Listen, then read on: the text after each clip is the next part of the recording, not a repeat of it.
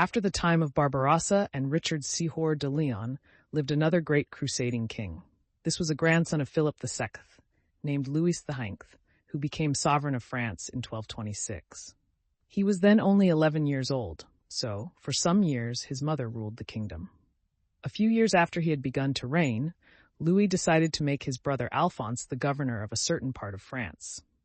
The nobles of the region refused to have Alphonse as governor and invited Henry III of England to help them in a revolt. Henry crossed to France with an army to support the rebellious nobles. He was Duke of Aquitaine and Gascony, so that although he was the king in England, he had to do homage to the King of France for his possessions in that country and fight for him if called upon to do so. Louis gathered an army and hastened to meet the English troops. He drove Henry from place to place, until at last he forced him to make terms of peace. The rebellious nobles who had invited the English king to France soon after swore allegiance to Louis, and afterwards he had little trouble in his kingdom. Once Louis was dangerously ill and his life was despaired of. Finally, he was believed to be dying, and his wife and chief officials gathered round his bed to await the end. Suddenly he roused himself and said in a feeble voice, "The cross, the cross." They laid the cross upon his heart, and he clasped it fervently. For a while he slumbered. When he awoke, he appeared much better. In a day or two he was entirely well. He then made a solemn vow that in thankfulness for his restoration he would go on a crusade to the Holy Land. Louis lived at a time when everybody was full of the crusading spirit. A few years before he was born, even the children in France and Germany started out upon a crusade of their own. It is called, in history, the Children's Crusade. Several thousand left their homes and marched toward the Mediterranean. They thought that God would open a pathway to the Holy Land for them through its waters. A number of them died of cold and hunger when trying to cross the Alps. Some reached Rome, and when the Pope saw them, he told them to return home and not think of going on a crusade until they were grown up. It is easy to understand how in such an age people flocked to Louis' banner when he asked for volunteers to go with him on another crusade. In a few months, 40,000 crusaders assembled at a French port on the Mediterranean Sea. On a bright day in August 1248, they went on board the fleet, which was ready to sail. The king called to the crusaders, "Sing in the name of God, shout forth his praises as we sail away." Then quickly, on ship after ship, shouts of praise burst from the lips of thousands, and amid the grand chorus, the fleet began its voyage. The crusaders went to Damietta in Egypt. Louis was so eager to land that he jumped into water up to his waist and waded ashore. He captured the city without striking a blow.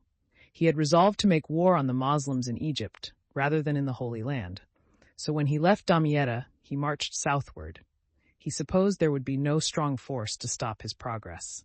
However, he was mistaken, for he had not marched 40 miles toward Cairo when he was attacked by a Moslem army led by the Sultan of Egypt. A great battle was fought. The Crusaders were commanded by King Louis, and throughout the battle showed the utmost bravery, but they were outnumbered. Thousands were slain, and the survivors retreated toward Damietta. The Moslems pursued them, and the Crusaders were obliged to surrender. Out of the 40,000 men who had left France, only about 6,000 now remained. Many had died of disease as well as in battle. King Louis was among the prisoners, and the Sultan of Egypt agreed to release him only upon the payment of a large ransom. When the ransom had been paid, a truce was made for 10 years between Louis and the Sultan, and the good king left Egypt. He then went to the Holy Land, and for 4 years worked to deliver crusaders who were in Moslem prisons. During the time that Louis was in the Holy Land, his mother ruled France as regent. When she died, he returned immediately to his kingdom and devoted himself to governing it. In 1252, he took part in the founding of the Sorbonne, the most famous theological college of Europe, from the days of St. Louis down to the time of the French Revolution. He ruled his people so wisely and justly that it is hard to find any better king, or even one equally as good in the whole line of French kings. He never wronged any man himself, or knowingly allowed any man to be wronged by others. Near his palace there was a grand oak with wide-spreading branches, under which he used to sit on pleasant days in summer.